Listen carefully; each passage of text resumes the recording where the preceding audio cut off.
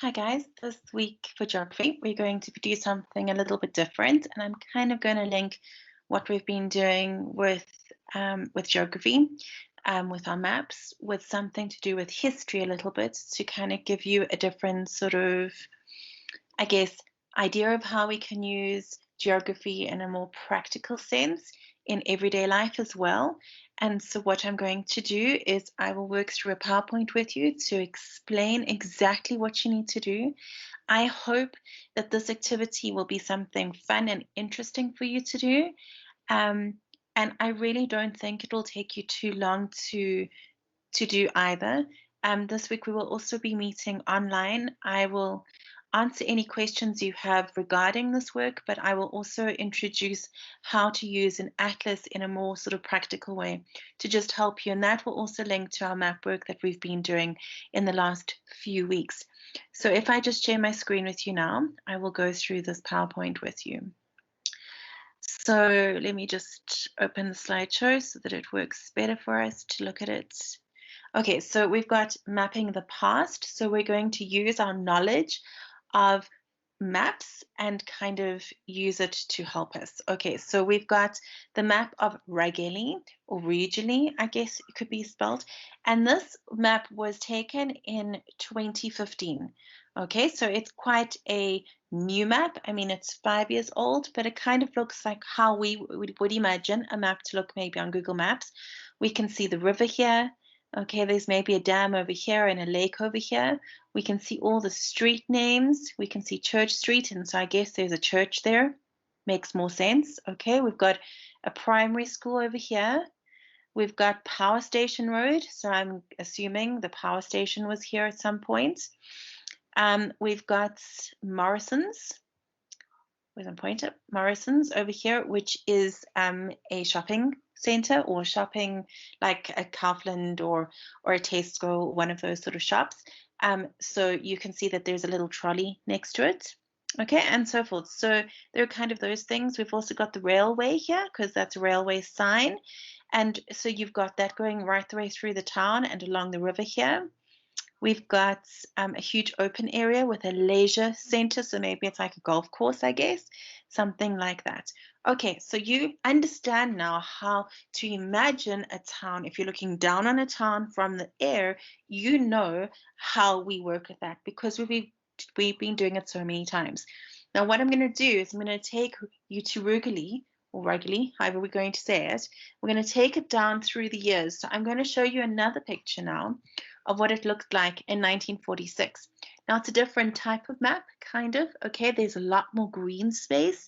And 1946, that's almost like maybe like 50 years, okay? More than 50 years, I guess. And so there's a lot of change that can happen in a city, in a town in that time period.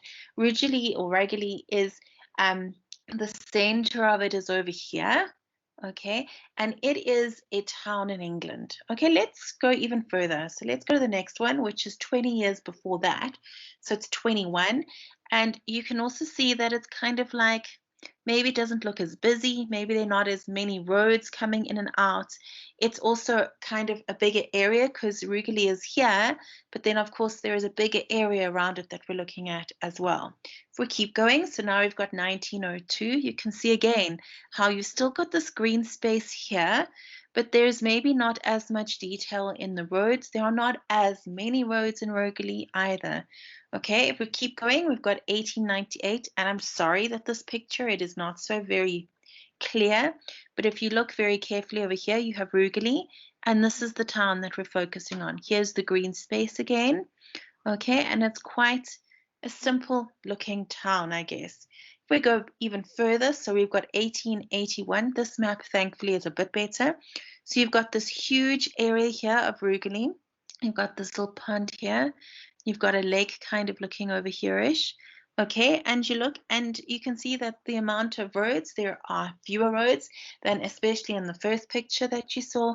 And there are also, it seems like the houses might be bigger, maybe the blocks, there are less houses in a block. Okay, because there aren't so many people all living on top of each other.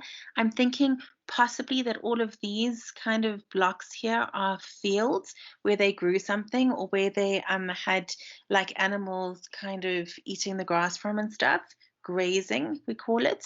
Okay, so then I wanted to show you some other towns so you have an idea of how they would look. So in 1885, we have Bacon. Yes, really, there is a town called Bacon, not just the stuff we eat with yummy bacon and eggs for breakfast. Okay, and so here it's really important that you see that the roads are very simple. They're kind of in blocks. All these blocks would be a different property. Okay, either a house or maybe there would be like two houses on a corner like this maybe. When it says Church Street, generally there is a church somewhere in that area. So that's why it was called Church Street, because it just made sense. There's a Castle Street here, which kind of means that there must have been a castle built somewhere. And this could be a castle structure over here. Okay, you have to use your imagination and try to see these things. Okay, here it is a river, so you can see that there is also a bridge that goes across the river here. Okay, if we look at Mackenzie, 1895, so we're still in the 1800s. Okay, this is a bit more clearer because it's got color, so we can see the green places. Okay, so the parks. We can also, let's see what else we can see. We can see, of course, the blocks where all the buildings would be. This is a specific place where you can buy goods, so things that you can buy. So it might have been like a market. You've got a dock, so because you have all the ships coming in from this river.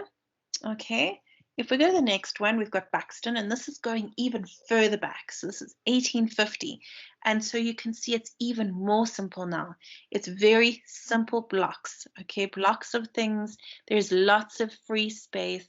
Of course, this is a different town, but it gives you the idea of how simple the town would look. Okay, there's a reason I'm doing this step by step with you. This is another town from 1850 called Stamford, and it is just where the red is. Okay, so it's just this section. It's very simple. There is a huge river that goes through the town. There's a main road that goes through, but that's it. And there's just little buildings everywhere. If we look at housing from 1850, they are quite big houses. They're kind of close together in streets. The streets would not have been paved yet, so they would have been kind of like dirt. Okay, they probably might not have been very wide streets because you would have just small cars or carts going through it. Not really cars that we know of them. They would be like horse-drawn. Let's see if we can see another one. Okay, here's another kind of picture. So some very beautiful buildings. Some sort of plain buildings here as well, very blocky sort of buildings. You would probably have like animals living at the bottom and then the people living up above, or the stores down here and then people up above as well. If we keep going, here's another sort of one, a beautiful old bridge that goes over the road. Okay, and some kind of tall buildings, but not super tall, like maybe 3-4 levels in them. Here we also have a beautiful church that was built in this sort of town. It looks cleaner because there is snow on the ground, but it's still the same sort of idea where you have your 3 or 4 layers. You have the shops down at the bottom and people living in the next 2 or 3 layers above. You can see all the vehicles are horse-drawn, so they've got horse drawing them, and that sort of idea. Okay, now your task for this week is you will see that I have attached this worksheet for you to do, and all you need to do for me is you need to imagine what Raguli would look like in 1850. Now, I've given you ideas of other maps from 1850. I've also shown you how a town that looks like this now, how much more simple it would look in 1850. You can think about the big houses or the big buildings that would be part of it. You can think of all the green space, and of course that would remain. And all I want you to do for me is to draw a map showing what you think the town would look like in 1850. Does not have to be massive or huge. I just need you to use your imagination and try to imagine what it would look like in 1850. And if you can, I'd like you to write your name over here so that I can easily just mark them. And please, can you send them to me via email? by the end of the week so that I can just check it off. And this is for a grade in Point Book. So you need to make sure that you hand it in to me and I will update it for you. If you have any questions, please send me an email, ask me on the Teams chat. I am here to help you. If you want to meet with me on your own, we can totally do that too. I look forward to seeing you on the online lesson as well. And on Thursday, we will have the online lesson because Friday is a holiday, a state holiday. I have sent invites to 5A, 5B, and 5C separately. And this week I have decided we will stick with Teams. So we'll use a Teams meeting and we will just go over how to use an atlas. So please join us. I will record if there are children who miss it by mistake or if they have a good enough reason to have missed it. I hope you guys have a wonderful week and I'll see you soon. Bye, guys.